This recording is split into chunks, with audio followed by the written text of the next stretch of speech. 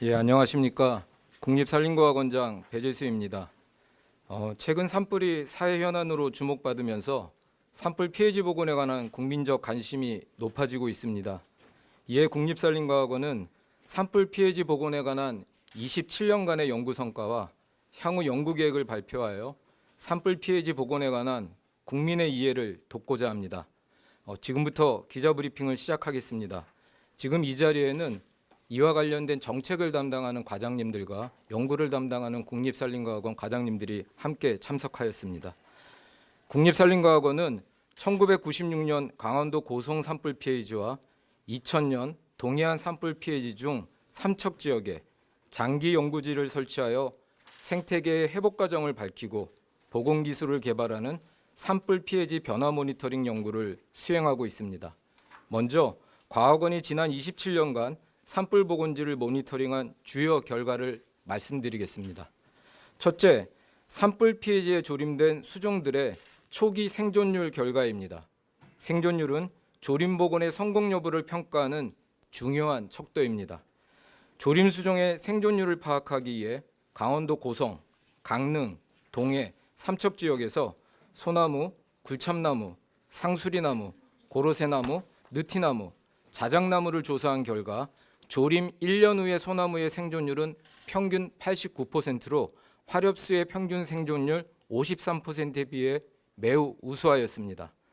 소나무의 높은 생존율은 산불 피해지와 같은 척박한 토양에서도 소나무가 자랄 수 있다는 것을 의미합니다. 동해안 지역의 토양은 대체로 척박하고 산불 피해지는 양분이 저장된 표토가 불에 타서 더욱 척박한 상태가 됩니다. 이런 곳에서도 자라는 나무가 소나무입니다. 또한 산주는 산불 피해지의 보건 수종을 정할 때 소나무를 심기 원합니다.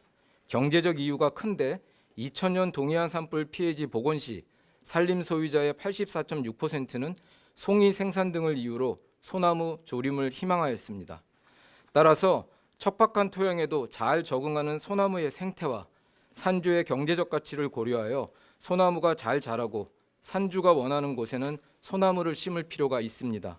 다만 산불 확산을 막기 위하여 민가나 발전시설, 문화재 등 주요 시설 주변의 소나무림을 불에 잘 견디는 화렵수림으로 전환하고 소나무림 내에 화렵수 내하수림을 조성하는 산불 확산 방지 대책이 필요합니다.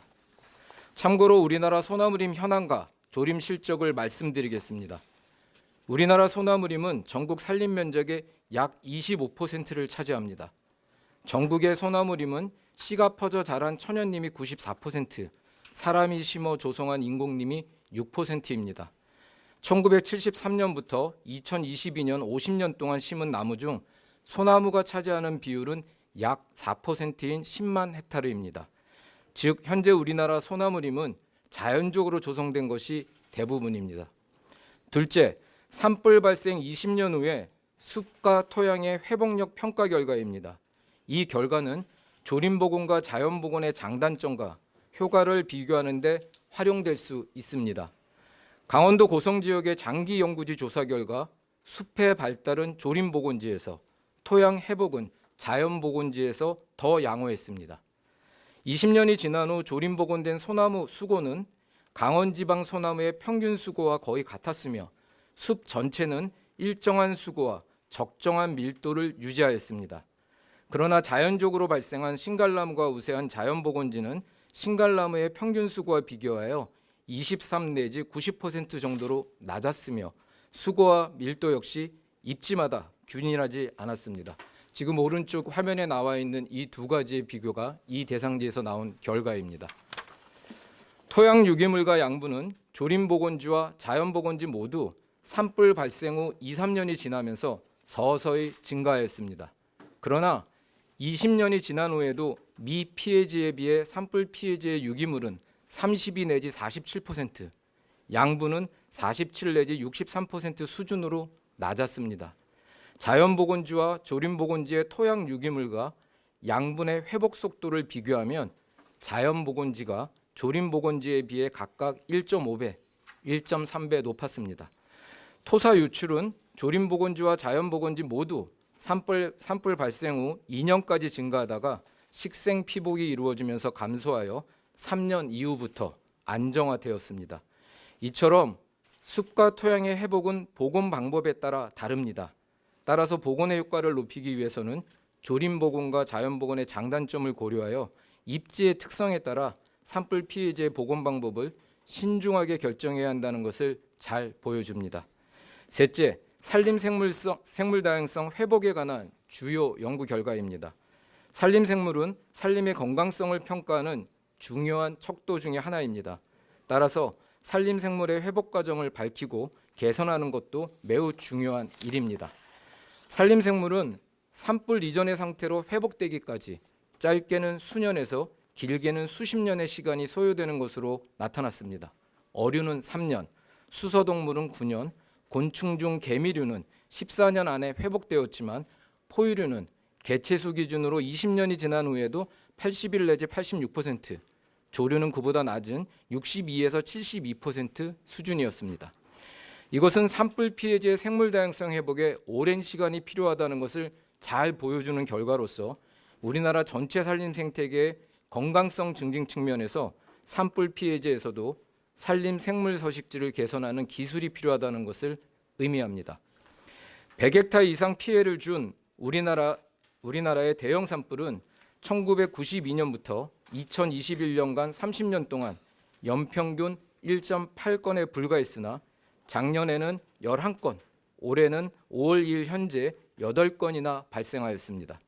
이처럼 계속해서 증가하는 대형 산불 피해지의 성공적인 복원 정책을 이행하기 위해서는 구체적인 복원 지침이 필요합니다. 국립산림과학원은 고성과 동해안의 대형 산불을 복원하는 과정에 참여한 경험과 산불 피해지 모니터링 결과를 바탕으로 산불 피해지 복구 매뉴얼을 개발하여 보급한 바 있습니다.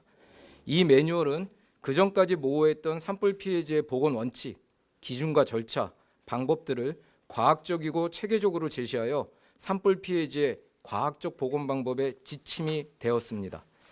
산불 피해지의 복원은 매뉴얼에서 제시한 기본 원칙을 준수할 필요가 있습니다. 3가지가 있는데요. 즉 산불 피해지의 복원은 수원 함양림, 산지재해 방지림, 자연환경 보존림, 목재 생산림, 산림 휴양림, 생활환경 보존림 등 산림의 6대 기능과 연계하여 추진하고 입지 및 식생 조건에 따라 자연 복원과 조림 복원을 적절하게 추진하며 우리나라 산림 소유자인 산불 피해 당사자인 산주의 의사를 반영하는 것입니다. 또한 매뉴얼은 피해지 조사, 응급복구, 항구복원의 3단계 순서로 산불 피해지의 복원 절차도 규정하였습니다. 응급복구는 산불 피해로 인한 산사태, 토사 유출 등 2차 피해를 방지하기 위해 신속하게 실시하고 항구복원은 산림의 6대 기능과 회복 가능성 등을 고려한 복원 계획을 수립하여 추진하고 있습니다. 국립산림과학원은 산불 피해지의 복원 계획 수립 시 조림 복원과 자연 복원과 같은 복원 방법을 정하는 절차를 규정한 복원 의사결정 흐름도 역시 개발하였습니다. 개발된 복원 의사결정 흐름도는 산불 피해지별 특성에 맞게 보완하여 지금도 적용되고 있습니다. 이 흐름도에 따라 먼저 산림 식생 분야, 동물 분야, 사회경제 분야의 전문가들이 참여하여 피해지를 조사합니다. 다음으로 산주를 포함한 지역주민, NGO 등 다양한 이해관계자의 의견을 최대한 수렴하여 최종적인 복원 방법을 결정합니다. 산불 피해지의 조림 수종 선정 역시 피해 정도, 생태 환경, 묘목 수금 상황 등 다양한 요소를 고려하여 선정하고 있습니다. 다음은 과학원이 참여한 3가지 산불 피해지 복원 사례를 말씀드리겠습니다. 첫 번째 사례는 1996년 3,762헥타르가 소실된 강원도 고성 산불입니다. 고성 산불은 산불에 대한 사회적 관심이 집중되는 계기가 되었고 산불 피해지의 회복 과정을 밝히려는 노력도 이때부터 시작되었습니다. 피해지 조사를 위해 48명의 생태계 조사단도 구성되었습니다. 복원 방향을 수립하는 과정에서 지역사회의 적극적인 참여도 있었습니다.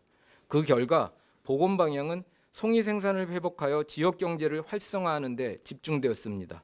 그러나 송이 채취를 앞당기기 위해 긴급히 결정된 조림 계획은 입지의 특성을 충분히 고려하지 못하여 복원 방법이 결정됐다는 못했다는 점에서 한계가 있었습니다. 두 번째 사례는 23,794헥타르라는 최대 면적의 피해를 준 2000년 동해안 산불입니다. 동해안 산불은 실질적인 산불 피해지 복원 계획을 수립한 사례라고 할 수 있습니다. 피해 규모가 역대 최대인 만큼 민, 관, 학, 연 공동조사단 176명이 생태, 사회경제적 측면, 복원 방법 평가 등 9개 분야에 대해 조사하였고 복원 절차와 의사결정 흐름도를 그때 만들어 복원 작업을 수행하였습니다.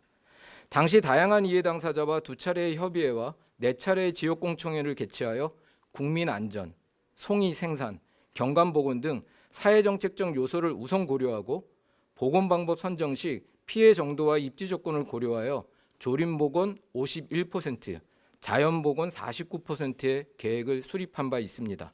다만 피해 규모에 비해 의견 수렴 과정이 적었다는 점에서 한계가 있었습니다. 세 번째 사례는 작년에 있었던 2022년 울진 산불입니다. 울진 산불 피해지의 경우는 더욱 체계적인 의사결정 과정이 있었습니다.